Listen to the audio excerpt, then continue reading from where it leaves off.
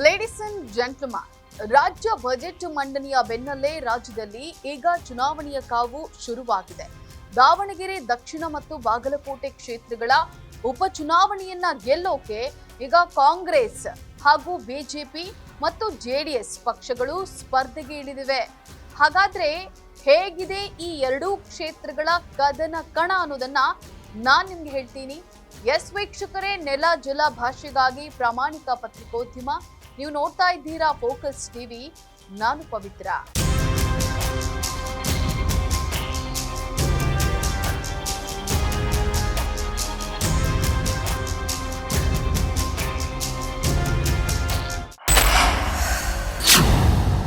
Budget ಮುಗಿದ ಮರುದಿನವೇ ರಾಜ್ಯ ಕಾಂಗ್ರೆಸ್ ವಲಯದಲ್ಲಿ ಚುನಾವಣೆಯ ಕಾವು ಜೋರಾಗಿದೆ.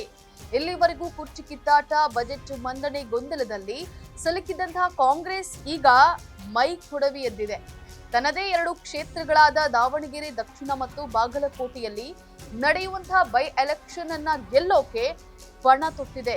ಇದಕ್ಕಾಗಿ ಸಚಿವ ಸತೀಶ್ ಜಾರಕಿಹೊಳಿ ನೇತೃತ್ವದ ತಂಡ ಇಂದು ಬಾಗಲಕೋಟೆ ಕ್ಷೇತ್ರಕ್ಕೆ ಭೇಟಿಯನ್ನ ನೀಡಿ ಪರಿಶೀಲನೆಯನ್ನ ನಡೆಸಿದ್ರು.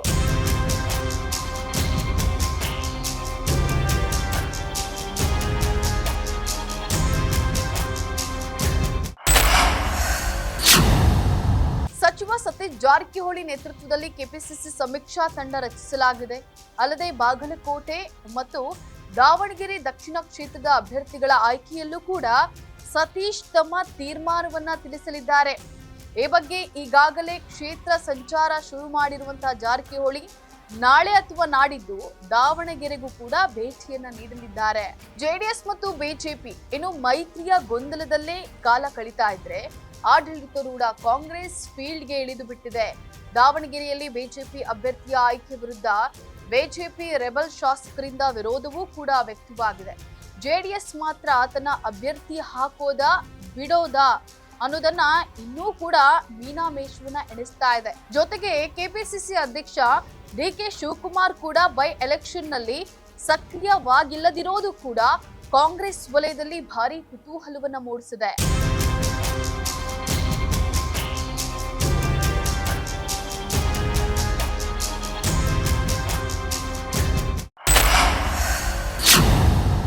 ಎಸ್ ವೀಕ್ಷಕರೇ, ಇದಾಗಿತ್ತು ಇಂದಿನ ಅಪ್ಡೇಟ್ಸ್. ನೆಲ ಜಲ ಭಾಷೆಗಾಗಿ ನೋಡ್ತಾ ಇರಿ ಫೋಕಸ್ ಟಿವಿ.